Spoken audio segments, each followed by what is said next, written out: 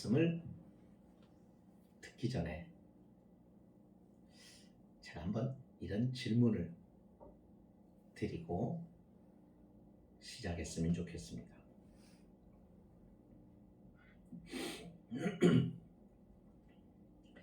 오늘 우리가 함께 읽은 말씀 가운데 맨 마지막 47절에 이런 말씀이 있습니다.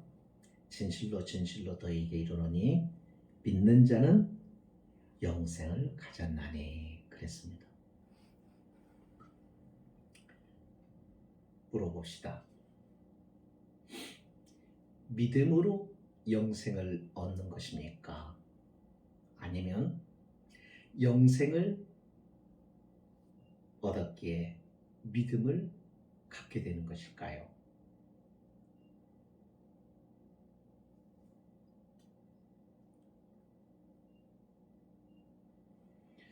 다시 한번, 믿음으로 생명을 얻는 걸까요? 아니면 영생, 즉 이 생명을 얻었기에 믿음을 갖게 된 것일까요?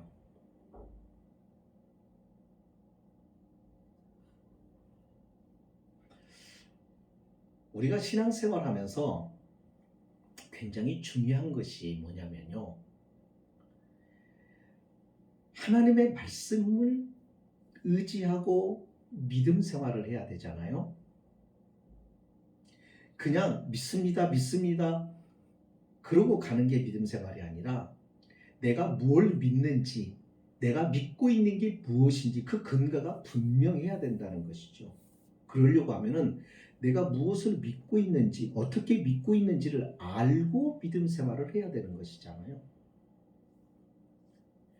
믿음의 대상이신 주님을 알지 못하고 믿음 생활은 가능한 것이 아닙니다.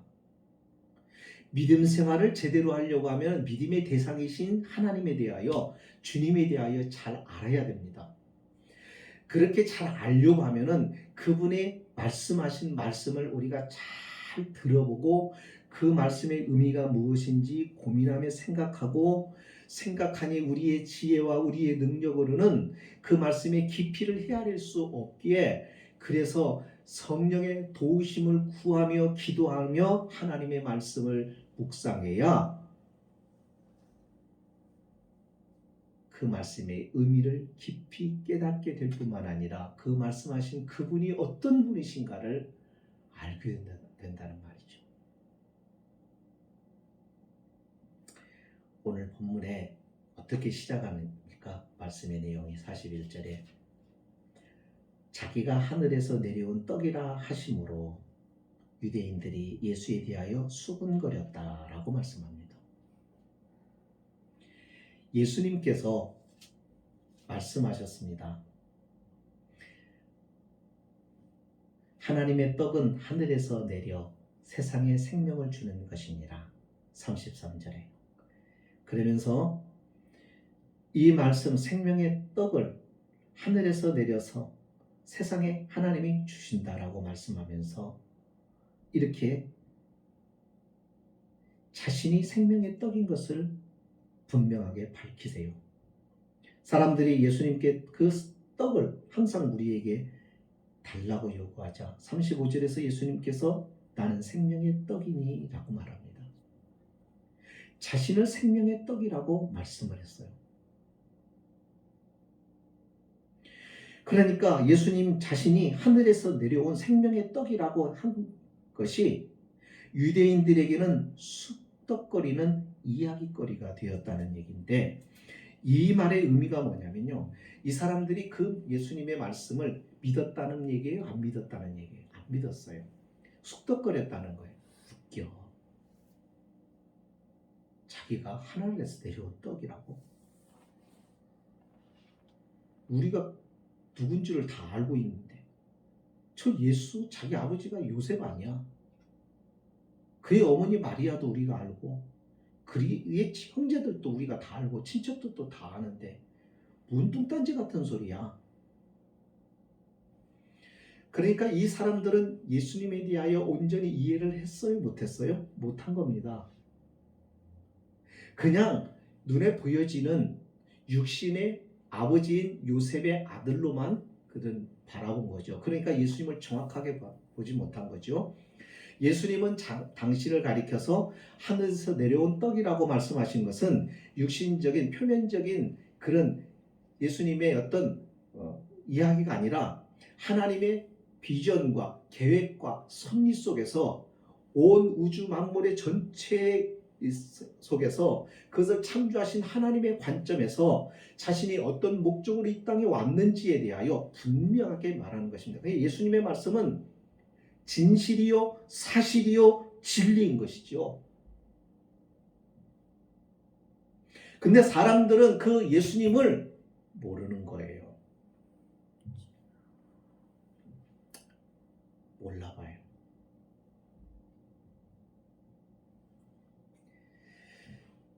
우리 그렇습니다.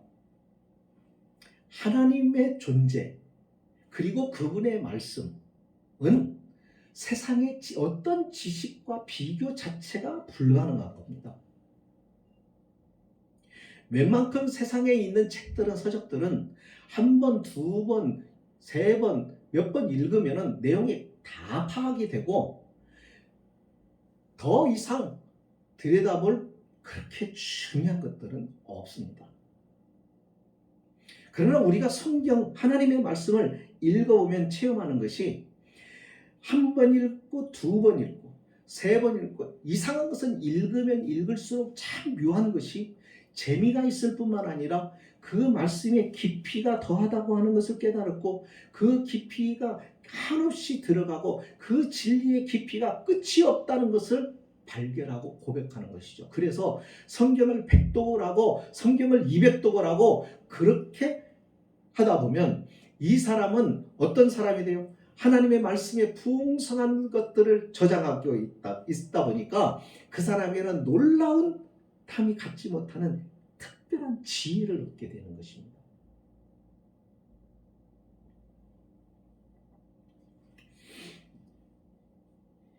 예수님께서 이 사람들이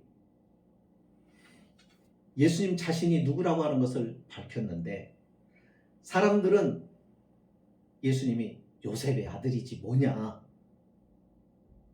라고 이야기하니까 예수님께서 아주 의미 있는 말씀을 하세요.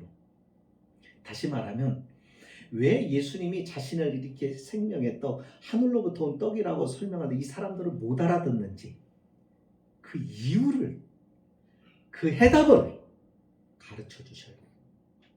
그게 뭔지 아세요?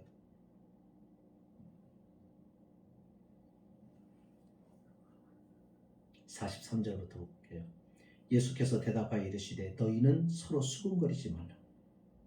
44절 나를 보내신 아버지께서 이끌지 아니하시면 아무도 내게 올 수 없으니.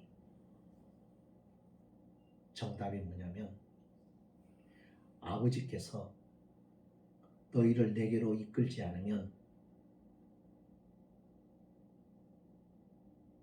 그러니까 아버지가 내게 보낸 자 외에는 내게 올 수 없다. 내가 누군지를 모르고 내가 누군지를 모르니까 나를 찾지 않을 것이고 나를께 나와 내가 주려고 하는 것을 너희가 누리지 못할 것이라는 겁니다.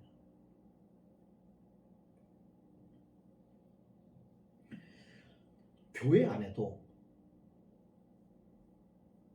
다 구원받는 사람 있는 것은 아닙니다. 교회 안에도 구원받는 자가 있고 교회 구원을 받지 못하는 사람이 있습니다.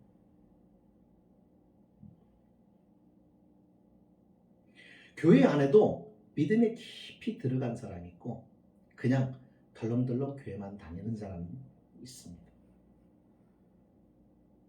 겉으로 볼 때는 교인이요, 겉으로 볼 때는 집사요, 겉으로 볼 때는 목사요, 그리스도이지만 아닌 사람도 있습니다.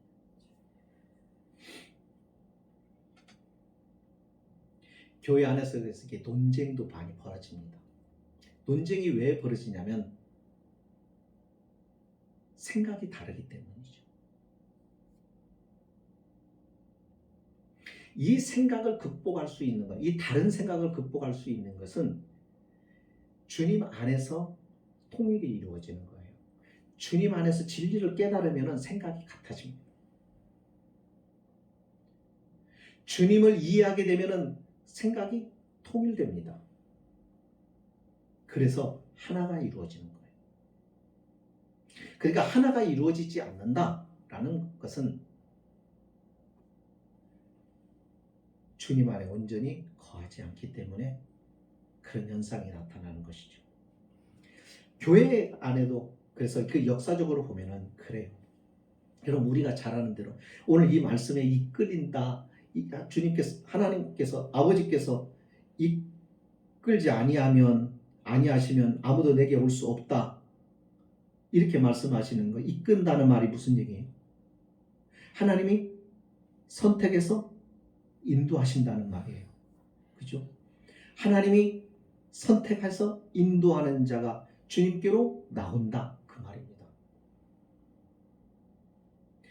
이게 교회 안에 선택 교리로 이제 자리 잡고 있습니다. 이게 교리라고 하는 것이 선택, 하나님이 택하셨다.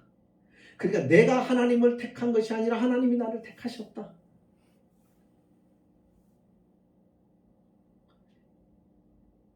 다 그렇게 이해를 하는데 그러나 교회 안에 그것이 이해가 안 되는 분들도 참 많아요.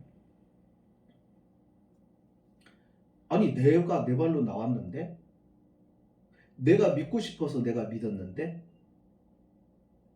이렇게 말씀하는 분이 많아요. 그럼 목사님 내가 거부하면은 내가 안 믿겠다고 하면은 하나님도 어떻게 할 수 있는 거 아니잖아요.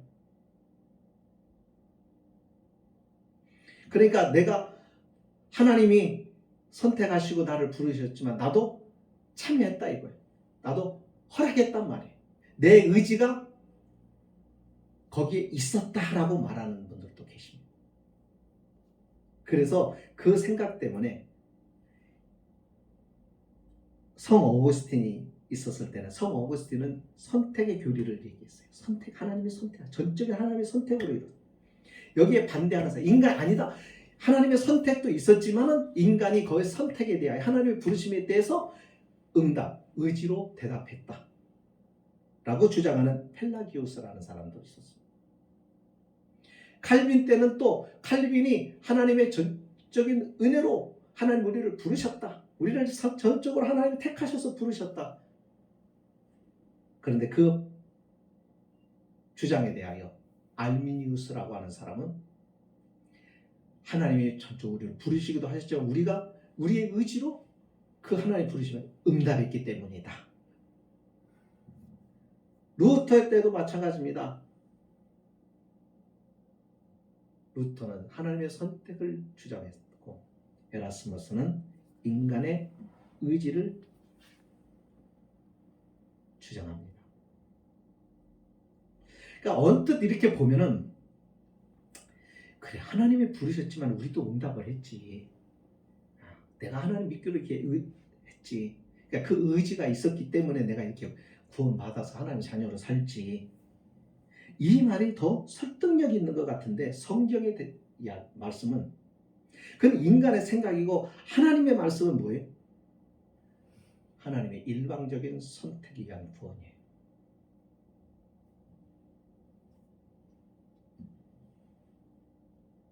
루터는 이것을 알기 쉽게 이렇게 표현해요.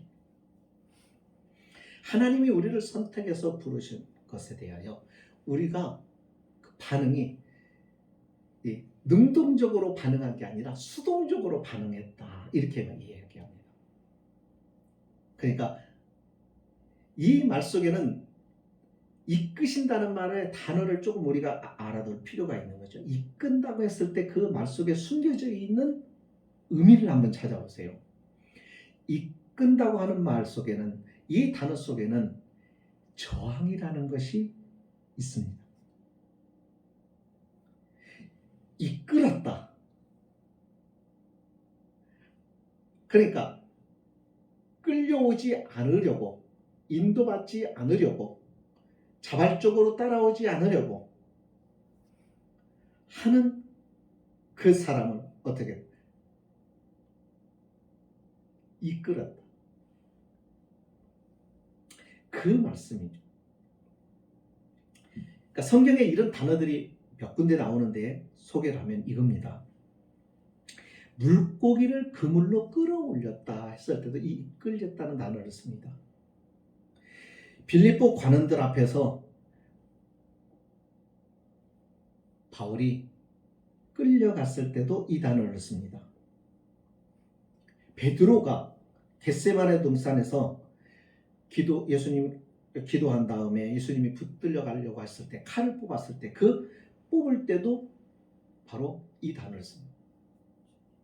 그러니까 이것을 물리적인 단어로 표현하면 마찰력이죠. 마찰력. 이끌려고 하는데 저항하는 거. 오늘 우리 속에는 하나님의 이끌려고 하는데 하나님의 이끌림에 대해서 버티려고 하는 그런 속성이 있습니다. 이것을 하나님을 거스리려고 하는 죄성이라고 말하죠. 그 죄성을 어떻게 했다는 거예요? 하나님이 우리를 이끄시는 과정 속에서 극복하셨다. 우리가 하나님의 인도를, 하나님의 긍휼하심과 그 은혜와 그 사랑을 대하여 저항하는 그런 우리의 마음을 항거하는 그런 우리를 어떻게 하고 이겨내시고 이 말입니다. 그런데요, 여기 중요한 것이 예수님께서 어떻게 이끄셨는가를 45절에서 말씀을 합니다. 그러면서 선지자의 글에 기록된 내용을 소개를 하죠. 45절 선지자의 글에 그들이 다 하나님의 가르침을 받으리라 기록되었은즉 아버지께 듣고 배운 사람마다 내게로 오느니라. 여기 선지자의 글이라고 하는 것은 누구의 글을 말하느냐면 이사야의 글을 얘기합니다. 이사야 54장 13절에 이런 말씀이 있습니다.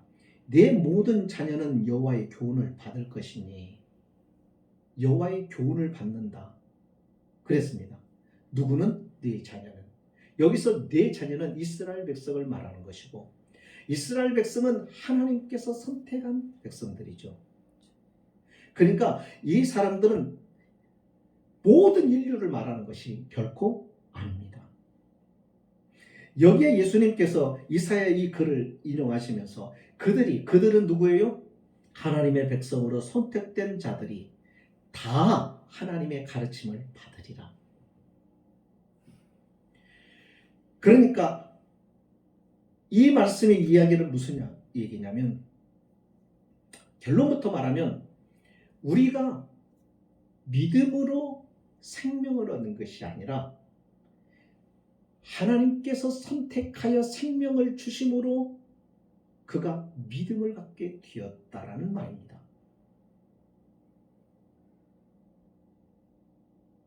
대체적으로 많은 그리스도인들이 내가 믿게 되니까 생명을 얻었다라고 생각하는 경우가 참 많아요. 만약에 그렇게 생각한다고 하면 오늘 주님의 말씀의 이 말씀과 충돌이 일어나는 거예요. 예를 들어 봅시다. 여러분, 여기 예수님께서 생명의 떡이라고 그랬어요. 여러분, 죽은 사람에게 떡을 줘요? 산 사람에게 떡을 줘요? 죽은 사람의 떡은 의미가 없어요. 살아있는 자에게 떡이 필요한 거예요. 생명을 유지하기 위해서 양식이 필요한 거예요. 예수님께서 내가 생명의 떡이다라는 말씀은 바로 그거예요. 하나님께서 선택하신 자, 하나님께서 택하신 자, 하나님께서 택하셨다는 말은 그에게 뭘 줬다는 거예요? 생명을 주었다는 거예요. 생명을 주어서 그 생명이 바라보는 거예요. 뭘? 떡을 바라보는 거예요. 그 생명을 보존하고 유지하기 위하여 그 생명을 살리고 유지할 수 있는 그 떡이신 예수 그리스도를 바라본다. 그러니까 생명을 가진 자, 하나님이 선택한 자가 뭘 알아보는 거예요? 예수가 누구인지를 알아본단 말이죠. 아니, 보지도 않았는데 어떻게 알아요?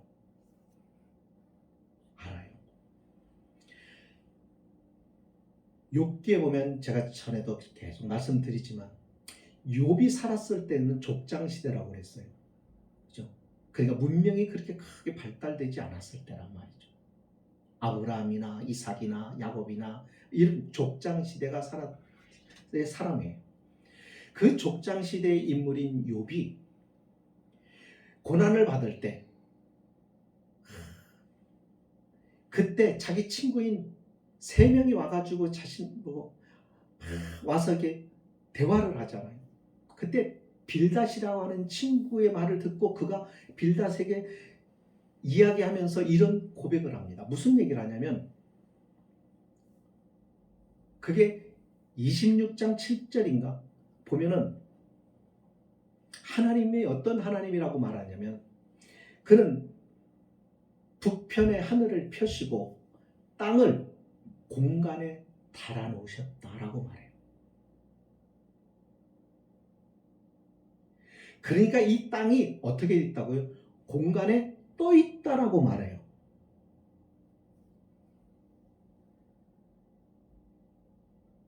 우리가 잘 아는 대로 지구가 이 땅이 공간에 우주 공간에 둥둥 떠 있다라고 그것을 알게 된 것이 오래되지 않았어요.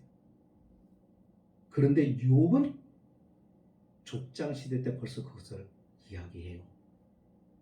어떻게 알았을까요? 오늘 말씀 아버지께 듣고 배운 사람, 아버지께 듣고 배운 사람, 하나님이 가르쳐 주셨다. 베드로가 가데스 바네아에서 예수님의 질문을 받습니다. 제자들을 향하여 사람들이 나를 누구라 하느냐라고 했을 때 베드로가 이렇게 고백하잖아요. 주는 그리스도시요 살아계신 하나님의 아들이십니다라고 아주 정확한 대답을 하죠.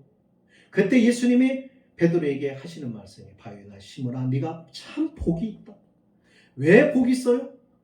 이는 이 지식을 내게 알게 하신 하나님이시다.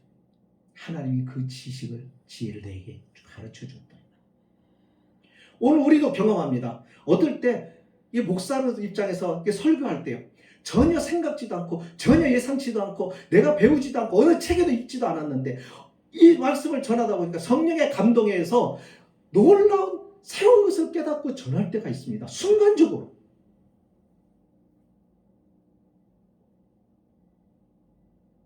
하나님이 가르쳐 주신. 우리는 기도하다가 하나님의 말씀을 묵상하다가 보면 하나님께서 새로운 것을 깨닫게 하시고 새로운 비밀을 알게 하시고 그럴 때가 있단 말이에요. 그렇게 하나님이 가르쳐 주신. 누구에게? 하나님이 택하신 사람에게. 그래서 하나님의 택하신 사람은 그 사람은 예수님을 향하여 가는 거예요. 예수님께 나아가는 겁니다. 그래서 예수님께서 이렇게 말씀하신 거예요. 나를 보내신 아버지께서 이끌지 아니하시면 아무도 내게 올 수 없다.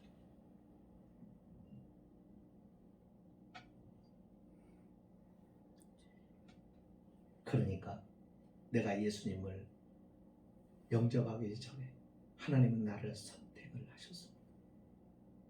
그리고 내 안에 하나님이 아무도 모르는 생명을 내게 주셨습니다. 그 생명이 있어 주님에 대한 이야기를, 주님의 십자가에 대한 이야기를, 주님의 복음을 들었고 그 복음에 반응하게 되는 것입니다. 이것이 47절에 예수님께서 하신 말씀. 진실로 진실로 너에게 이르노니 믿는 자는 영생을 가졌나니. 다시 말하면 영생을 가졌기 때문에 내가 나를 믿는다 그겁니다. 잘못해서 가는 사람들은 그렇게 생각을 해요. 사람들은 먼저 믿어야 하고 믿은 다음에 믿음의 결과로 영생을 얻게 된다고 생각합니다. 그러나 주님은 그렇게 말씀하시죠.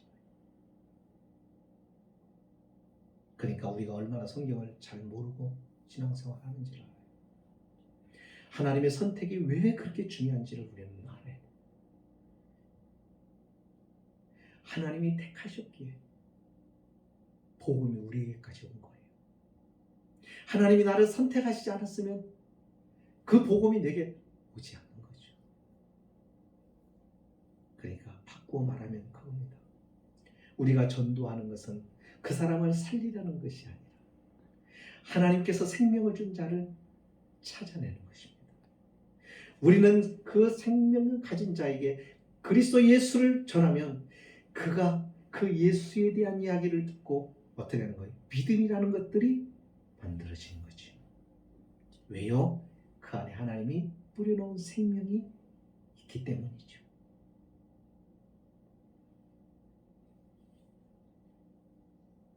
그러고 보면은 참 놀라운 거예요. 그러니까 저와 여러분이 이 예수를 믿고 하나님의 자녀로 하나님께서 우리를 이 귀한 구원에 초대해 주시기 위해서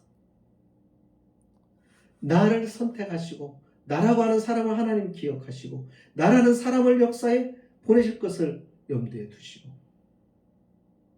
하나님은 복음 전하는 자를 미리 이 땅에 보내신 거고 그 모든 과정들을 하나님께서 섭리하시고 이끄신 겁니다. 당신의 선택하신 계획, 나를 구원하기 위한 계획을 가지시고 그 모든 과정들을 이루신 겁니다. 어떻습니까? 난 그러니까는 역사의 한 부분이 아니라 이 모든 역사에 내가 하나님으로 인하여 주인공이 된 것 같지 않습니까? 하나님이 나를 살리고 내게 생명을 주신 선택을 통해서 이 땅의 복음이, 이 땅의 예수가 전해져 오고 이렇게 저와 여러분들이 참으로 귀하고 하나님 앞에 이렇게 복된 자인 것을 늘 기억했으면 좋겠습니다. 우리가 믿음 생활을 하면서 늘 기억할 것은 하나님이 나를 택하셨다고 하는 하나님의 선택을 받았다고 하는 것. 이것은 다 모든 사람이 나를 버려도 모든 사람이 나를 인정하지 않아도 모든 사람이 나를 귀하게 보지 않아도 그분이 나를 선택하셨다고 하니 사실 한 가지만 가지고 우리는 대만족할 수 있고 기뻐할 수 있고 찬송할 수 있고 그런 하나님을 위하여 내 목숨도 들 수가 있게 되는 것입니다. 이것이 하나님의 선택. 하나님이 먼저 선택하셨고 부르셔서 그분의 가르쳐 주셨기에 그 가르침에 나는 의식하지 못하지만 그러나 그것이 본능적으로 내 안에 생명이 숨어 있어서 생명의 근원이신 주님에 대한 이야기를 듣고 그 주님을 다가오시자 그 주님을 알아본 것입니다. 이게 영접이죠. 그래서 주님과 내가 지금은 하나가 되고 주님이 내 안에 내가 주님 안에 거하는 우리는 주님의 사람이 된 것입니다. 이것이 저와 여러분에게 엄청난 축복이라는 것을 기억하고 어떠한 상황에서도 이거 하나 붙잡고 끝까지 주님 안에서 살아간다고 하면 믿음의 승리가 있을 줄로 믿습니다. 기도하십니다. 거룩하신